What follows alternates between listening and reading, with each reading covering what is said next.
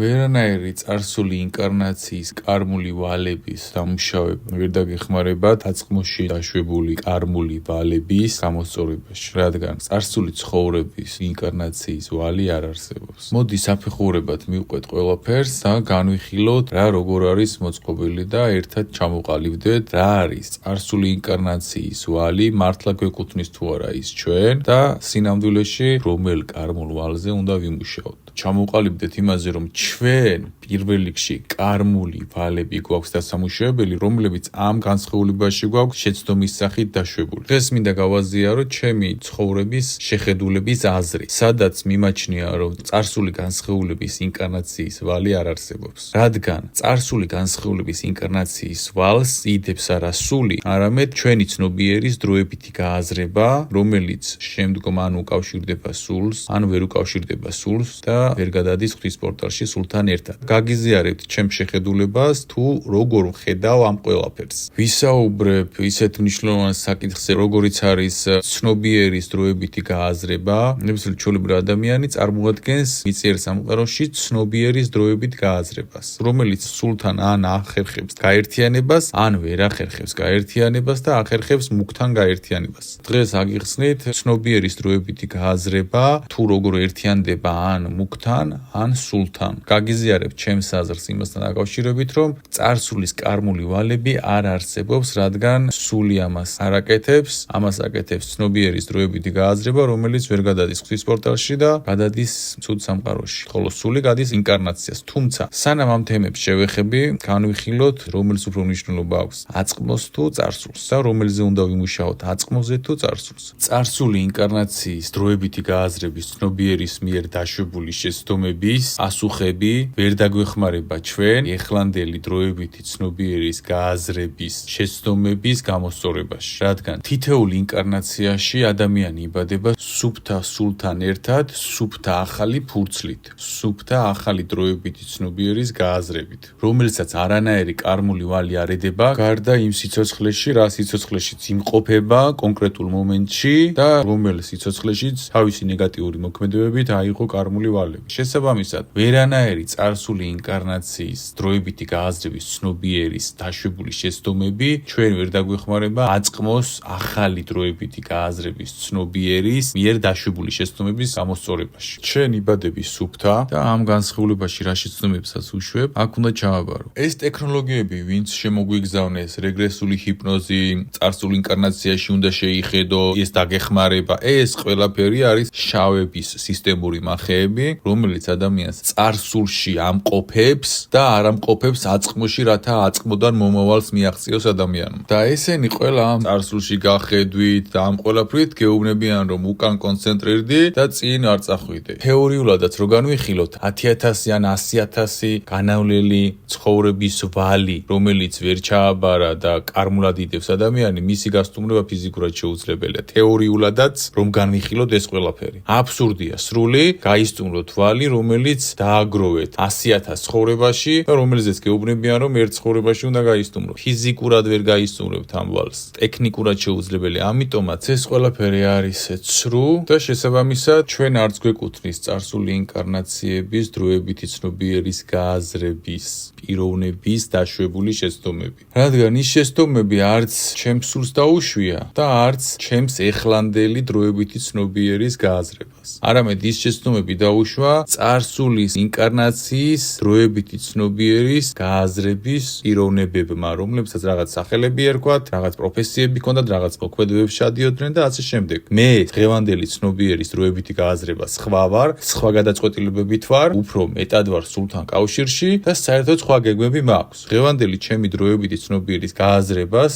სხვა გამოწვევები აქვს, სხვა კარმული ვალები აქვს ამ ცხოვრებაში დაშვებული და არა წინა ცხოვრებებში, თუ რაიმე ვალები აქვს და თუ რაიმეზე უნდა ვიმუშაო დღეს და აქ რა შეცდომების მაქვს დაშვებული და არა იქ, სადღაც წარსულში, რომელიც სხვა დროებითმა ცნობიერის გააზრებამ დაუშვა. სხვა დროში. მე მაქვს ახალი შანსი მოცემული, ჩემმა სულმა გაიარა რეინკარნაცია, ჩემმა სულმა დაიწყო სუფთა ფურცლით და ჩემმა დროებითი ცნობიერის გააზრებამაც დაიწყო სუფთა ფურცლით. ამ ფურცლით, ამ ცხოვრებით, როდესაც დავიბადე. თითეულ რეინკარნაციაში სულიც და დროებითი დროებითი ცნობიერის გააზრება, რითაც იბადება ადამიანი ცნობიერით, ორივე არის სუფთა და ორივეს აქვს ახალი შანსი და ყველაფერი დამოკიდებულია სულზე, მაგრამ ასევე დამოკიდებულია რამდენად მოусმენს დროებითი ცნობიერის გააზრება მიწიერ სამყაროში სულს და რომელს მოусმენს, სულს თუ მუქს. ადამიანის ნამდვილი არსი არის მისი სული და არა მისი დროებითი ცნობიერის გააზრება. ადამიანის დროებითი ცნობიერის გააზრება თუ ვერ ახერხებს სულთან გაერთიანებას, ის ხდება მუქი და უერთდება სატანას, ხოლო სული გადის ახალ რეინკარნაციას. სული არ იშთანთქება, სული არ ბინძურდება, სულს არაფერი არ მოსდის, რადგან სული ფიზიკურად ვერ აკეთებს ცუდ მოქმედებებს, ამას აკეთებს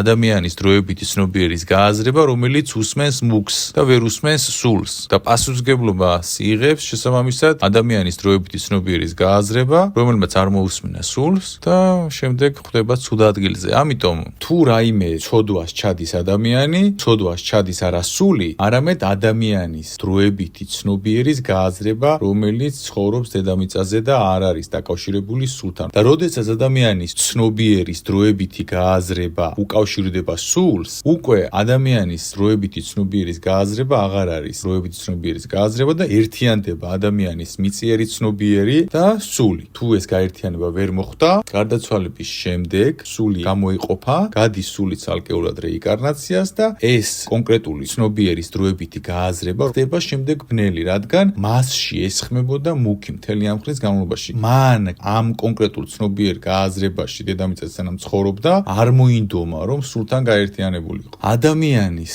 ცნობიერის დროებითი გააზრება არის ჭურჭელი, რომელშიც ან ესხმება სულის ენერგია და ადამიანი აკეთებს კარგ მოქმედებებს, ან ესხმება მუქის ენერგია და ადამიანი აკეთებს ცუდ მოქმედებებს. ეხლა განვიხილოთ როგორ ხდება ეს პროცესი. რანაირად ხდება კონკრეტული ადამიანის მიწიერი დროებითი ცნობიერის გააზრებაში მუქი ენერგიის ჩასხმა ან სულის ენერგიის ჩასხმა. ჩვენი ჭეშმარიტი ოპერატორი, ჩვენი დროებითი ცნობიერის, ამ მიწიერი ცნობიერის ჭეშმარიტი ოპერატორი არის სული, ჭეშმარიტი ფლობელი, რომელი ოპერატორიც არ იმყოფება ამ მატერიაში. ჩვენი სული არ იმყოფება ჩვენს მატერიაში. ამიტომაც მეცნიერები ვერ პოულობენ ტვინში ფიქრების წყაროს. მეცნიერებმა დღემდე ვერ იპოვეს ტვინში საიდან წარმოიქმნება ფიქრები. ინფორმაცია საიდან წარმოიქმნება ცენტრი ვერ იპოვეს. აი მაგალითად ყველა მდინარეს გააჩნია სათავე. საიდანაც წარმოიქმნება ნაკადი და შემდეგ ჩამოედინება და შემდეგ გადაიქმნება მდინარე. ჩვენს ტვინში მეცნიერები ვერ პოულობენ ფიქრების სათავეს. ხან ერთ ადგილზე გაჩნდება ფიქრი გაელვებასავით, ხან მეორე ტვინის ნაწილში და ცენტრს ვერ პოულობენ ფიქრის, რადგან ჩვენი ფიქრების ოპერატორი, ჩვენი ზეცნობიერი აქ არ იმყოფება. ჩვენი ზეცნობიერი იმყოფება ასტრალურ განზომილებაში, ჩვენი სული და იქედან გადმოცემს ინფორმაციას და შემდეგ ამიტომაც ფანტომურად წარმოიქმნება ჩვენს ტვინში კონკრეტულ ადგილებში ფიქრები და მეცნიერები ვერ პოულობენ სული სად არის და ფიქრის წყარო სად არის, რადგან ჩვენი ფიქრების წყარო, ჩვენი სული, ჩვენი ჭეშმარიტი ოპერატორი არ იმყოფება ტვინში ფიზიკურად, არამედ იმყოფება ასტრალურ განზომილებაში და იქედან დაკავშირებულია ჩვენს ბიოსკაფანდზე და აწვდის ინფორმაციებს ტვინს და შემდეგ ჩემი ტვინიდან გერების დახმარებით გესმით ჩემი ხმა და ჩემი სიტყვები. ჩვენი სხეული და ტვინი არის მიმღები, ხოლო ჩვენი სული არის გადამცემი. ჩვენი სული გადმოგცემს ასტრალურ განზომილებიდან ინფორმაციას კვანტური ველებიდან და ჩვენი ტვინი იჭერს ამ ინფორმაციას, რადგან ის ჩვენი ჭეშმარიტი ოპერატორია და შემდეგ ჩვენ ვსაუბრობთ. ეხლა რა ხდება ამ გადაცემა-გადმოცემაში? საქმე იმაში არის, რომ ასევე პარაზიტულად ჩვენს ბიოსკაფანდრზე, ჰიპოფიზზე აწვდის ინფორმაციას მუქი გვერდიდან, ცუდ აძრებს. ამიტომაც სულთან ერთად ჩვენი დროებითი ცნობიერის გააზრებას ჩვენს ტვინში გვესმის ორი ხმა, სულის ხმა და ბნელის ხმა გარედან, რადგან ჩვენი ტვინი და სხეული არის მიმღები. ამიტომაც ჩვენი ცნობიერის დროებით გააზრებაში ჩვენ გვესმის ორი ხმა, მუქის და სულის. როგორც სული აწვდის ინფორმაციას ჩვენი დროებითი ცნობიერის გააზრება პიროვნებას თავის ინფორმაციას, ასევე მუქები აწვდიან თავის ინფორმაციას. მარტივად რომ ვკითხათ, დროებითი ცნობიერის გააზრება არის ჭურჭელი, მიმღები, რომელიც ისმენს ორ ხმას და აქ მიდის ბრძოლა სულსა და მუქს შორის, რომელი უფრო გონიერი აღმოჩნდება, რომელი უფრო აჯობებს თავისი ძალებით, თავისი ცნობიერით, თავისი შესაძლებლობებით. თუ ადამიანი ცუდს აკეთებს, სული კი არ არაკეთებს ამ ცუდს, არამედ ამ ცუდს აკეთებს მუქი და დროებითი ცნობიერის გააზრება და არა სული. შესაბამისად, სულს არანაირი რეინკარნაციული წარსული ვალები არ აკისრია. თუ რაიმე მუქ ვალს იდებს ადამიანი, ეს ვალი ედება დროებითი ცნობიერის გააზრებას, პიროვნებას, რომელიც ადამიანზე ცხოვრობს და ის ისჯება და არა სული, რადგან სული არის ყოველთვის კრისტალი და მას სურს ყოველთვის კრისტალი ღვთიური. ეხლა ცოტა გადახვევას გავაკეთებ და აგიხსნით, როგორ უნდა მოусმინოთ სულს და როგორ უნდა დაუბლოკოთ მუქის აზრები. სულის ინფორმაციული ჭეშმარიტი გამტარი ორგანო არის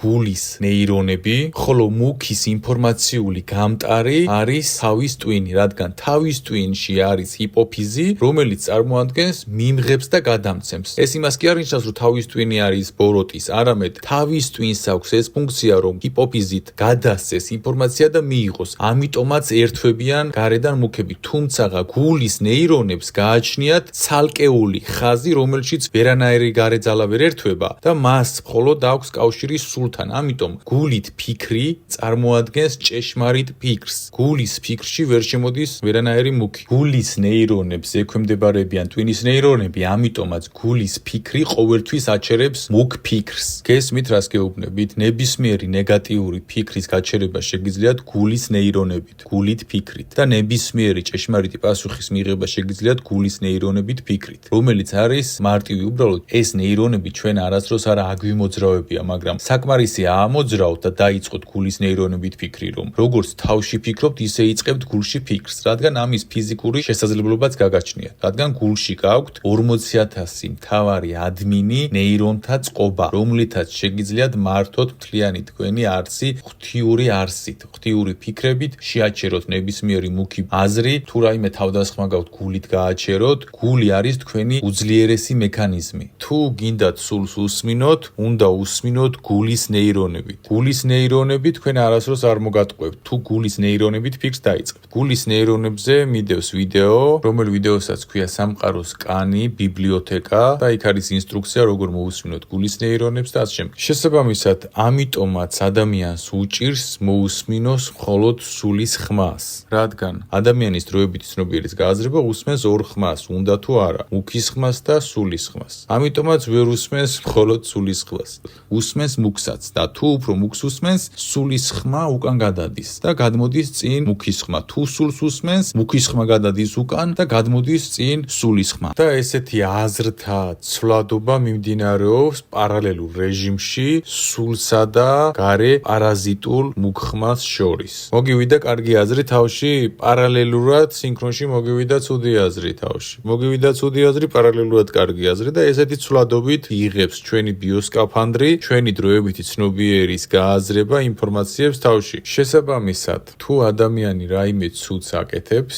არმული ვალი ედება დროებითი ცნობიერის გააზრებას და არა სულს. სულის ერთადერთი კარმული ვალიც არა, ვალდებულება გამოდის ის, რომ სულმა ვერ დააგროვა საკმარისი ენერგია, ცოდნა, ინფორმაცია იმისთვის, რომ დროებითი ცნობიერის გააზრებისთვის მიეწოდებინა შესაბამისი ცოდნა, რომ ადამიანს დაეჯერებია სულისთვის ვიდრე მუქისთვის. მეტი მას ვალი არანაირი არ ადევს, სული არ აკეთებს ცუდს და შესაბამისად სულს არ აქვს არანაირი კარმული ვალი. და თქვენ რომ გეუბნებიან, რომ თქვენი სულის ვალია ეს და მან დააშავა ეს არის შეცდომა. სული არ აშავებს, ვინც აშავებს, ის გარდაცვალების შედეგად მყისიერად იღებს თავის შედეგს. ამიტომაც ამ ვალებს ხელოვნურად გადებენ და გეუბნებიან, რომ თქვენი სულის ვალია, თქვენი სული რო წავიდა რეინკარნაციაზე, მარტივად რო თქვათ, უნდა დახვეწოს თავისი ინტელექტი, ენერგია იმისთვის, რომ კონკრეტულ განსხეულებაში ადამიანს გააგებინოს სწორი გზა, აჩვენოს, აჯობოს მუქს სუფთა გონით, სუფთა ძალით სულმა ეხლა და ამ წამს, ამ ცხოვრებაში, ამ დროებითი ცნობიერის მიერ დაშვებულ შეცდომებზე უნდა იმუშაოს და იმაზე, რომ მისი დროებითი ცნობიერის პიროვნებას დაუკავშირდეს, გაამყაროს მათ შორის კავშირი და არა ის, რომ წარსულში დროებითი ცნობიერის მიერ დაშვებულ შეცდომებზე იმუშაოს, რომელიც მას არ ჩაუდენია. მან აქ და ეხლა უნდა იმუშაოს, აქ აქვს სამუშაო და არ უნდა დაიდოს ის ვალები, რომელიც მისი საერთოდ არ არის. და სანამ არ შეძლებს, რომ ნებისმიერ განსხეულებაში დაამარცხოს მუქი, თავისი ენერგიის ინერციით, მაქამდე ის გადის რეინკარნაციებს და არა იმიტომ, რომ თავად დააშავა ეს. თუ თქვენ ეს დანაშაული ხელოვნურად აიღეთ, თქვენ ამის უნარიც გაქვთ. თქვენი ნებიდან გამომდინარე და თქვენ ამ დანაშაულს იღებთ, რომელიც თქვენ არ გეკუთვნით. ხელს აწერ ამაზე და ხელს რო აწერ ამაზე, იყოს ნება შენი სამყაროს მექანიზმი გეუბნებათ. მოხუცი, წვერებიანი, მდგრე კაცი ზის სავარძელში და რომ გეუბნებით ეს მინდა, ის იმას კი არ გეუბნებათ, რატო გინდა, რა გინდა, მარტო გეუბნება არის. ეს მინდა არის. ეს და ეს მინდა არის. არის. ერთი პასუხი აქვს. არის. რატო იცით? იმიტომ რომ თქვენი ნება არის არის. გესმით? თქვენი ნება არის არის. ამიტომ კარგად გაიაზრეთ თქვენი ნება რა არის და რაზე აწერთ ხელს. რადგან სამყარო გეუბნება არის. ამიტომ არისთან იყავით ძალიან ყურადღებით.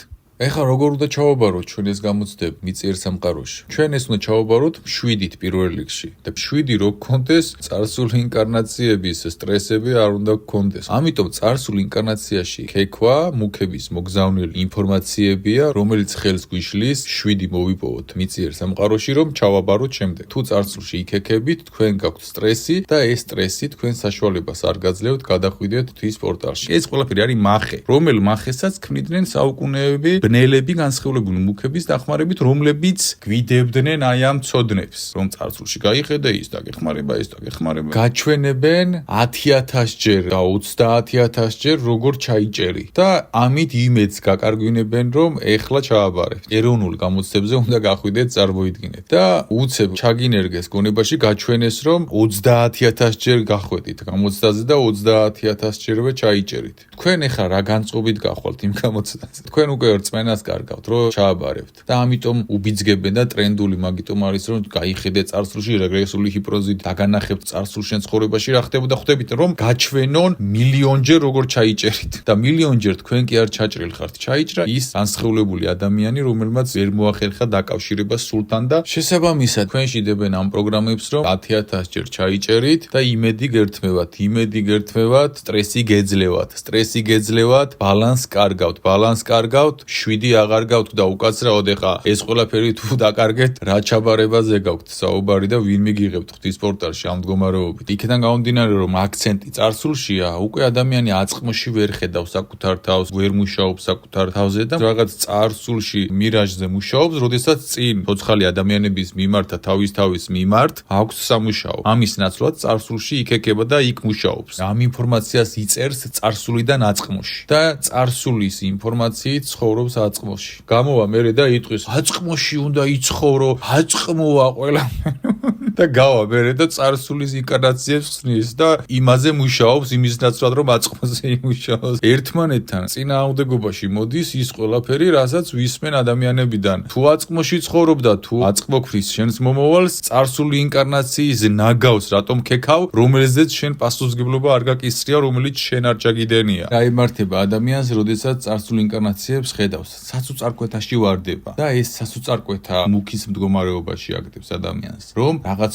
მოკლე გზები იპოვოს, იქ რაღაც რიტუალებს მიმართოს. საცუწარკვეთილია მილიონი განსხეულების ინფორმაცია ვალად დაიდო. ესე იგი, მუქებმა ჩაუნერგეს ადამიანებს, რომ რეგრესული ჰიპნოზით და სხვა მსგავსი манипуляციებით უნდა გახსნან წარსულის ნაგავი, რომელიც მათ არ ეკუთვნით. შემდეგ ეს ნაგავი წარსული ინკარნაციების გახსნის შედეგად ადამიანს ისე აბინძურებს, რომ საცუწარკვეთაში აგდებს და მერე მუქები მოდიან და აბა რა დაგეხმაროთ. რაღაც მოკლე გზებს შემოგთავაზებთ, აბა მოდი ახლა ეს რიტუალი გააკეთე, ის რიტუალი გააკეთე, აქ ეს გააკეთე და საცუწარკვეთილი ადამიანის მოტყვება არის ადვილი, იმიტომ რომ თქვენ რო საცუწარკვეთილი ხართ და სტრესში ხართ, თქვენ გავხართ მორბენალ ადამიანს, რომელზეც კვანტის დადება არის ძალიან მარტივი. 7 ადამიანს ვერასდროს ვერ დაუდებს მუქი კვანტს, რადგან ადამიანი, რომელიც 7-ად მოძრაობს 7 სიარულის ტემპით, მას კვანტი რაც არ უნდა დაუდოთ, ის ამ კვანტში ამჩნევს და ფეხს გადააბიჭებს. მუქი ვერ დაუდებს ვერასდროს 7 ადამიანს კვანტს. ამიტომაც მუქი აგდებს ადამიანს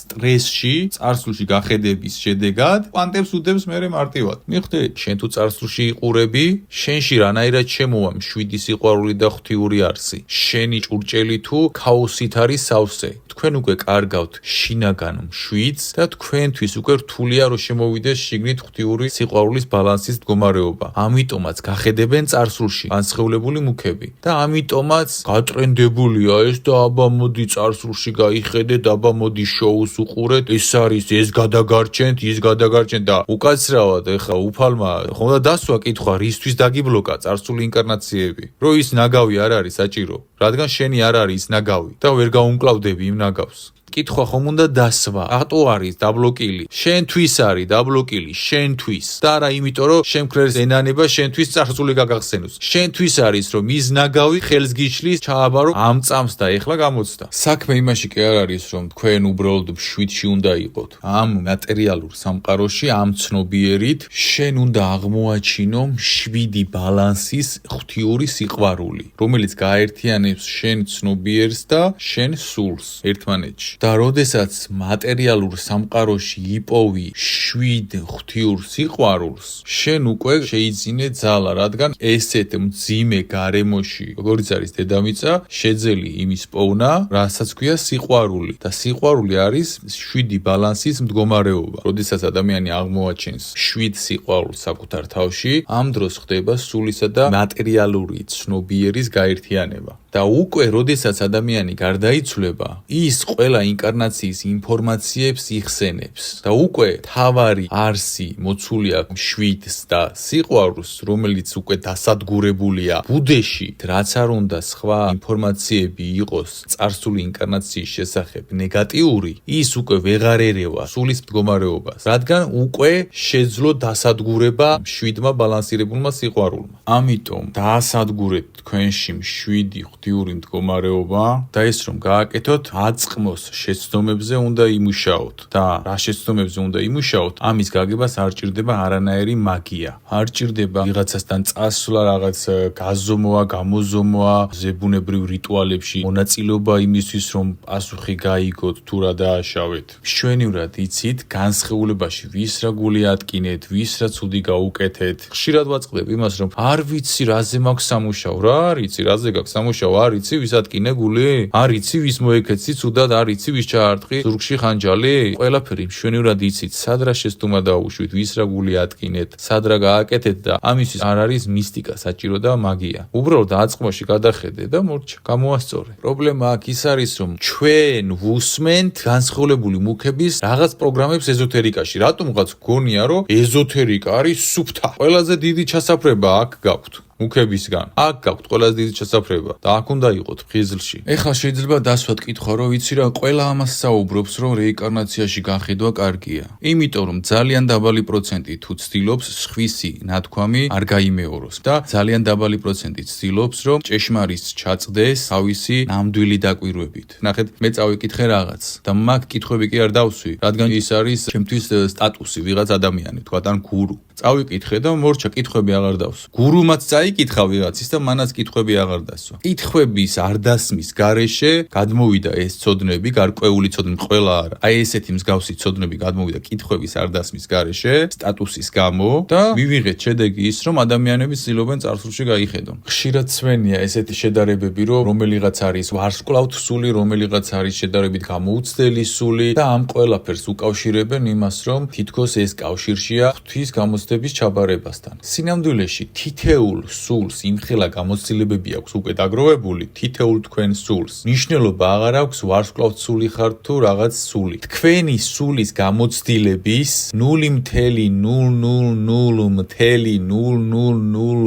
0.0000.1%-ის გამოცდილებას რომ დაუკავშირდეთ და გამოიყენოთ ის გამოცდების ჩასაბარებლად, საკმარისია იმისთვის, რომ თქვენ ჩააბაროთ გამოცდები. ამით იმის თქმამ სურს, რომ ნებისმიერ თქვენგანს განურჩევლად შეუძლია ღვთის პორტალში გადასვლა და ჩააბაროს გამოცდები. ყველას აქვს შანსი განურჩევლად. მთელი იდეა ამაში არის და სწორედ ამ იდეას გვიმალავდნენ ყველას, რომ ნებისმიერ ადამიანს შეუძლია ჩააბაროს, ნებისმიერს განურჩევლად თავისი წარსული რაღაც ინკარნაციების გამოცდილების მიუხედავად. გესმით? ნებისმიერ შეგიძლიათ ჩააბაროთ სამყაროს გამოცდები. თავარია თქვენი დროებითი ცნობიერის გააზრება გაერთიანდეს სულთან და თქვენმა დროებითი ცნობიერის გააზრებამ გადაწყვიტოს მოუწოდოს ცნობიერად შეცვალოს თავის ცხოვრება. ამიტომ დროებითი ცნობიერის გააზრებას აქვს მნიშვნელობა. რამდენად გადაწყვეტს რომ მოусმინოს სულს. მარტივად რომ გითხრათ, თქვენ გაქვთ ამის გადაწყვეტის უნარი. რაც ცნობიერითაც იმყოფებით დედამიწაზე, რომელსაც უწოდებ დროებითი ცნობიერის გააზრებას. მას აქვს ამ გადაწყვეტის უნარი მოусმინოს სულს.